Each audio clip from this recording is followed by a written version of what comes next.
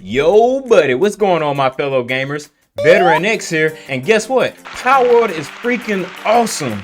It feels so good to play a fresh entry into the monster tamer genre of video games. I don't know if you noticed, but there aren't many options when it comes to monster taming games. No, I'm not talking about indie games. I'm talking about big money corpo, giant AAA types. Of course, you have the most popular one, Pokemon, but Pokemon hasn't been able to scratch that itch for me lately. We had Temtem not too long ago, and it was wildly successful. It's one of my favorite games I ever played. So, that leads me to ask, why haven't more AAA companies plunged into the monster taming genre? This genre has so much untapped potential, and gamers are starving for new content. Palworld is living proof that gamers are excited for something new. Palworld currently has surpassed over 12 million units in sales. That is amazing. So, what makes Palworld so successful? What ideas or lessons can Pokemon and other monster tamers learn from Palworld?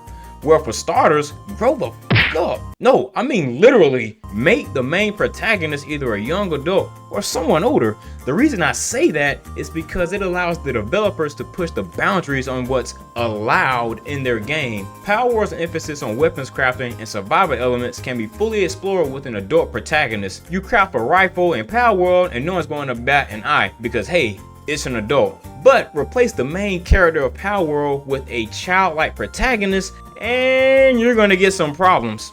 FBI, open up!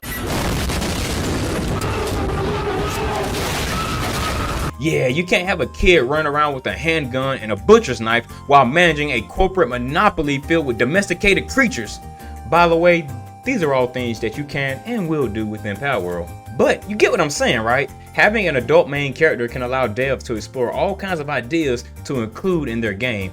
Replace it with the kid and you must limit yourself for obvious reasons. Take a look at Pokemon. Most of their games primarily features a kid-like protagonist. Some Pokemon games have a dark storyline, but they are relatively tame when compared to other games. Now, make no mistake, this is not a bad thing. You can have amazing gameplay and storytelling with these constraints. Many games have done it, and more will continue to do so in the future. I'm only saying that I'm fucking tired of that shit. It's been the same song and dance for over 20 years. Switch it up. Now, should Pokemon start making their protagonists full grown-ass adults? I'm not sure actually. When I think about it, I'm not mad at the idea. I wonder what that would look like. At the very minimum, they can continue to include darker elements that can leave an impact on players. Keep in mind, Pokemon has a corporate brand that they need to maintain, and sometimes it's a double-edged sword. The public largely knows what to expect from Pokemon, and that includes the parents who buys the games for their children.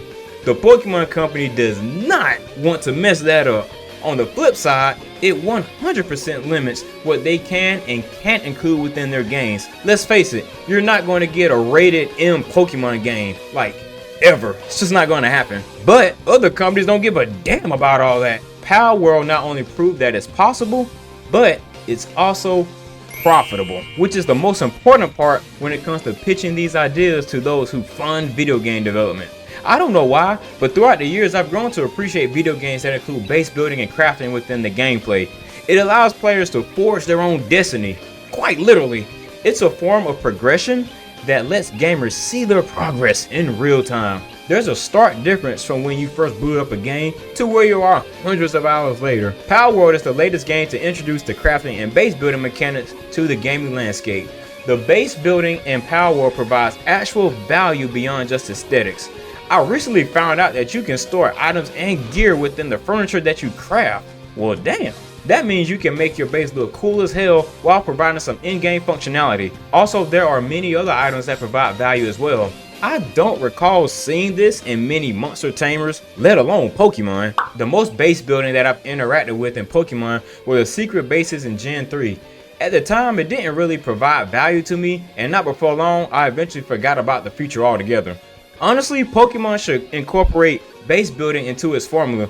This is something that will give players hours and hours of time to enjoy. And when I say base building, I mean something that's legit, not some half-ass baked attempt at a treehouse. Nah, Game Freak, I know you guys can do this. Pokemon has existed for over 20 years now, and through the use of the internet, gamers are able to connect with each other across the world. Being able to play Scarlet and Violet co-op with your friends is legitimately one of the best things that's happened in Pokemon in decades. No bullshit. Seriously, I give credit where credit is due. That is an amazing feature, and I hope future Pokemon titles continue that trend. Palworld also lets you play co-op, but it does it even better than Pokemon. Shocker, I know. If you're hosting an online game in Palworld, you can play the game with up to 4 people, including yourself. Now, if you're hosting a dedicated server for Palworld, the multiplayer limit skyrockets up to 32 players. Holy shit. The multiplayer features don't stop there. You can even create your own guild, which has up to 20 players. Now, many other PC games feature higher numbers than this, but keep in mind that Palworld is a monster tamer that's still in early access, so this is very impressive in my eyes for the time being. Pokemon's multiplayer is definitely making some progress, but it's at a rather slow pace, so please Game Freak, don't slow down the pace even more. Having co-op was a huge game changer in Pokemon, so let's see if future releases can improve upon this. One of my favorite things about Palworld is that it allows gamers to truly interact with their creatures on a level that I've never seen before in gaming. You can have them cook food, harvest crops to include lettuce and wheat, and even craft tools and weapons by using an assembly line. Like, damn, that is freaking awesome. The first time I saw one of my pals carry harvested berries into a storage almost made me shed a tear. I didn't even have to set a command for that. It happened organically. This is something that not only Pokemon, but many monster tamers are missing in general. You literally eat, live, and breathe alongside your pals. You need to actively take care of their well-being, and if you do so, they will return the favor 100-fold. There are so many tasks that your pals can do at your base. This is what true immersion is supposed to be. In Palworld, I feel like an actual inhabitant of the gaming environment rather than just a visitor who logs on every now and then. Me and my pals must work together with each other to survive. I don't get this feeling at all from Pokemon, not in the slightest. Pretty much the only thing we do is battle, and outside of battle there are a few options for traversal, and that's really it. There's no other major interactions with your Pokemon at all. Within Palworld, you can ride on your pals, fight with them in real time, and you can have them gather materials and craft gear. Hell, you can't even watch your Pokemon sleep at night. This is what happens when you have the same formula with no shakeups for over 20 freaking years. I want to be clear here. I absolutely love Pokemon. I have no hate at all for this franchise. Think about it. I wouldn't even be able to make this video if I didn't care about Pokemon so much. It's just that I've been exposed to so many games that have evolved throughout the years, and it's awesome. The way the developers have modernized their games to keep up with the current gaming landscape is awesome. I just don't feel the same way for Pokemon, but I want to. To me, the answer is easy.